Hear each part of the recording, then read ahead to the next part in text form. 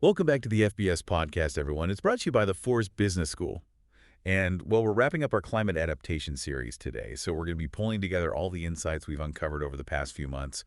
And really the goal here is to help you navigate this new world we're living in, all the challenges and maybe some of the opportunities, too, of a changing climate. Yeah, absolutely. It's definitely a changing landscape out there. It is. And remember, our mission here at FBS is to help folks like you thrive in the forest products industry. Yeah. Folks who are already mid-career. And adapting to climate change it's not optional anymore. It's really essential if you're going to be successful. Absolutely. Could not agree more. So this deep dive is all about giving you a clear roadmap. Yeah. Based on all the great information we've covered in this series. Yeah, it's really about taking action, Yeah. Okay. So let's jump right in. Our first episode was called Change in the Chain, and it really set the stage for everything we talked about.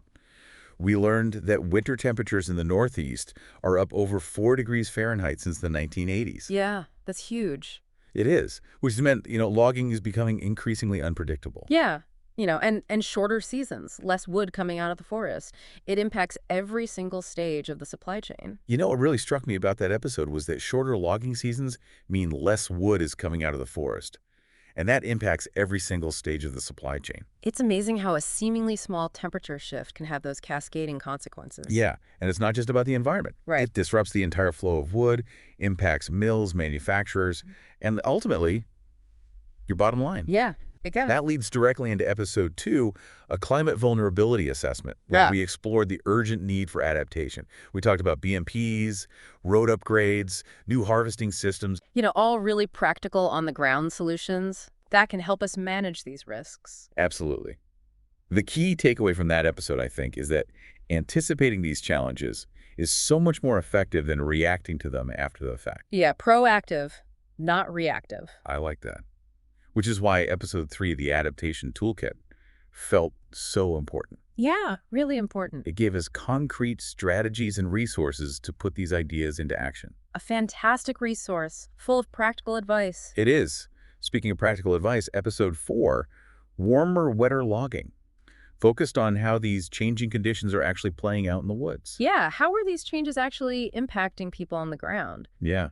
We heard from loggers dealing with compressed seasons, muddier terrain, rising costs. Yeah, it's already happening. Yeah, I remember thinking, wow, this is already happening. Yeah. What can loggers do to adapt to these conditions? Yeah, well, we heard about investing in equipment that can handle wetter ground, like forwarders. Okay. But we also heard about things like nighttime hauling Oh, interesting. to take advantage of frozen ground when it's available. So being flexible and innovative. Yeah, makes sense. We then shifted gears a bit in episode 5 with the Vermont Climate Needs Assessment Survey, which brought in the voices of those working in the industry. Yeah, what are people on the ground actually experiencing? What are they saying? Exactly. And they were very clear. Yeah. They need more financial and technical assistance to make these adaptations. Absolutely. More than just money, though. Yeah. What else? A real hunger for practical advice, training, information sharing. Right. People want to know what's working for others, what new techniques are out there. Yeah, how to stay ahead of the curve. Exactly. Absolutely. That's why I appreciated episodes 6 and 7, which dove into best management practices, or BMPs. Yeah, crucial stuff. Yeah, Vermont Acceptable Management Practices and New Hampshire BMPs for extreme weather both emphasized how crucial these guidelines are for protecting water quality. Especially with all this increased precipitation we've been seeing. Exactly, right. And it's not just about compliance. Right. These BMPs can actually protect your operation Absolutely. by preventing erosion, maintaining access roads, Yeah, keeping your operation running smoothly. and ensuring the long-term health of the forest. Exactly. Thinking long term. And we learned that even traditional BMPs might not be enough anymore. Yeah, with the more intense weather we're experiencing. Right. We need to be prepared for these extreme events, Right. which is where those techniques like stashing corduroy and armoring landings come in. Exactly. Taking those extra steps to prevent problems before they arise. Makes sense. And that's where technology can play a really important role. Which brings us to episode 8, the Vermont AMP app. Uh-huh. I love how technology can make all these complex guidelines so much more accessible. Oh, I know. It's like having a BMP expert in your pocket at all times. Right. They're Yeah. helping you make the right decisions in the field. Exactly. And it's not just about AMPs. Episode 9, the USFS Climate Adaptation Forest Operations Guide, offered a broader framework for adapting operations, from gathering information and assessing risks to adjusting harvesting techniques and site layouts. Yeah, a more holistic approach. It really highlighted the importance of being data-driven. And speaking of data, Episode 10, the SoilWeb mobile app, gave us a glimpse into how we can use soil information to inform our decisions. Yeah. Incredible being able to access detailed soil data right on your phone. It is. It's like having a soil scientist in your pocket. It's like that. Knowing your soil's characteristics, things like rutting hazard and erosion potential, can really minimize risks and help you choose the best equipment and timing for your operations. Absolutely.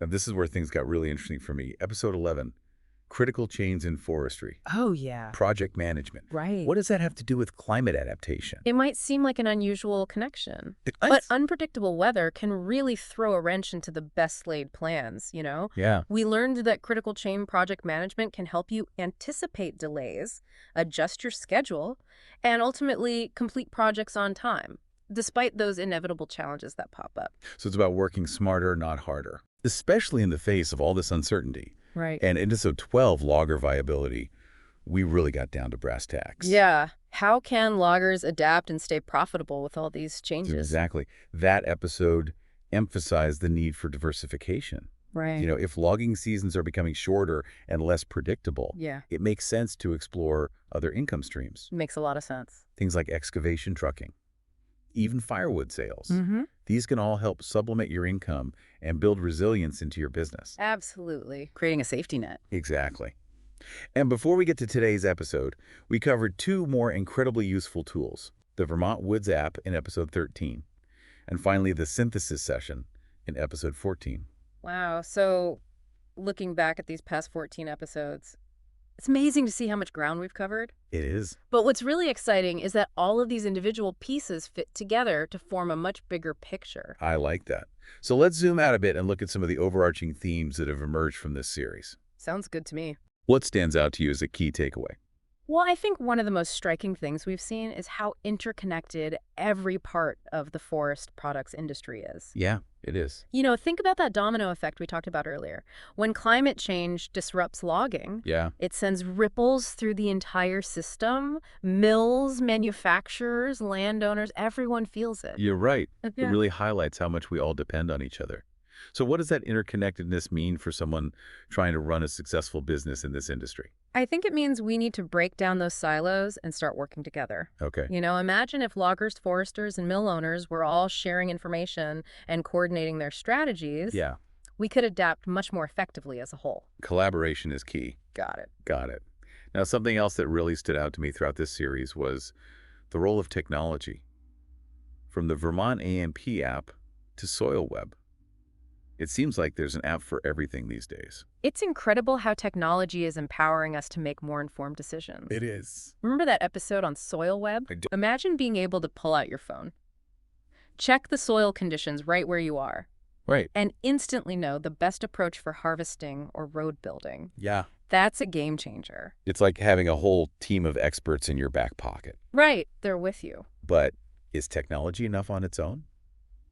We also heard from a lot of folks who emphasize the human element, things like communication training and building relationships. Oh, absolutely. Technology is a powerful tool, but it's only as good as the people using it. Right. We still need those face-to-face conversations, Yeah. those opportunities to share knowledge and learn from each other's experiences. Right. Remember those survey results from the Vermont Climate Needs Assessment? Mhm. People want more training, more guidance, more opportunities to connect with their peers. Absolutely. So it's about finding that balance between leveraging technology and fostering those human connections. Exactly. Finding that sweet spot. Now, if I'm a logger listening to this, and I'm already feeling overwhelmed by all these changes, what's one piece of advice you would give me to get started? I'd say start by focusing on what you can control. Okay. You can't change the weather, No. but you can adapt your practices. Okay. Take a look at your equipment, your harvesting techniques, your schedule. Uh. Are there small adjustments you can make that will help you operate more efficiently in wetter conditions? So it's about taking those small practical steps that can make a big difference in the long run. But adapting also requires a certain mindset, right? Oh, absolutely. What do you mean? You need to be proactive, willing to try new things, and embrace lifelong learning. This industry is changing rapidly, Yeah. and those who are adaptable and open to new ideas will be the ones who thrive. Okay. So we talked about diversifying income in an earlier episode. Is that something every logging operation should be thinking about? It's definitely worth considering. If you're solely reliant on timber harvesting and the logging season is getting squeezed, it makes Okay. sense to explore other ways to generate revenue. It could be something as simple as adding firewood sales or offering trucking services. It's all about spreading out your risk and creating a more stable income stream. That makes a lot of sense. And I imagine it also helps with the mental side of things, knowing that you have multiple options if one part of your business is impacted. You hit the nail on the head. This work can be stressful enough as it is, and climate change adds another layer of uncertainty.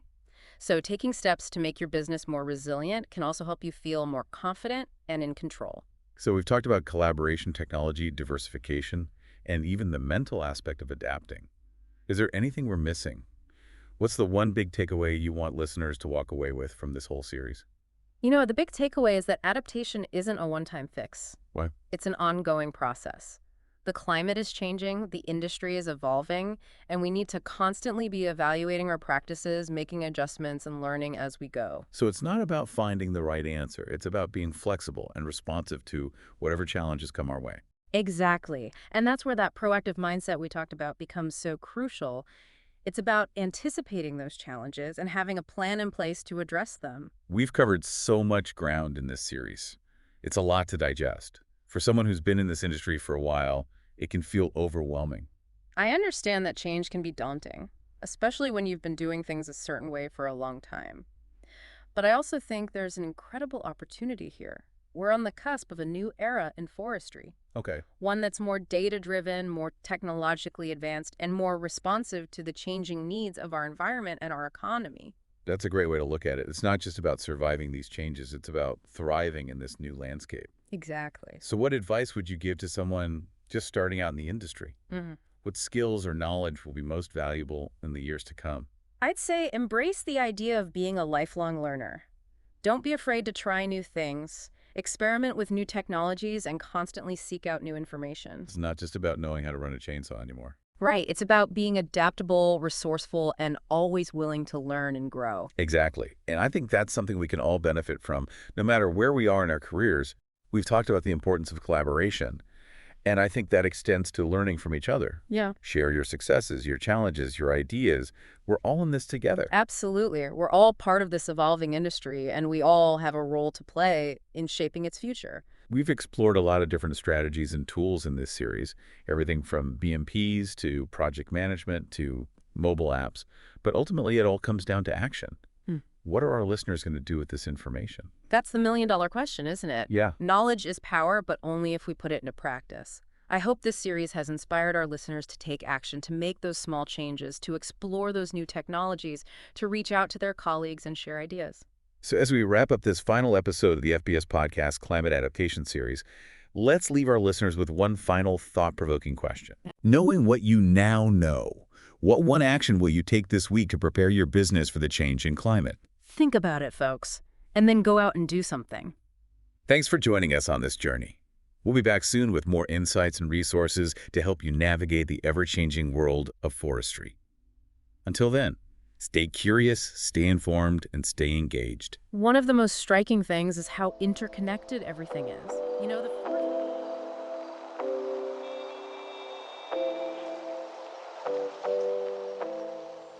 Hey, this is Steve Bick with the Forest Business School. Thanks for listening to the FBS podcast, and I hope you will subscribe.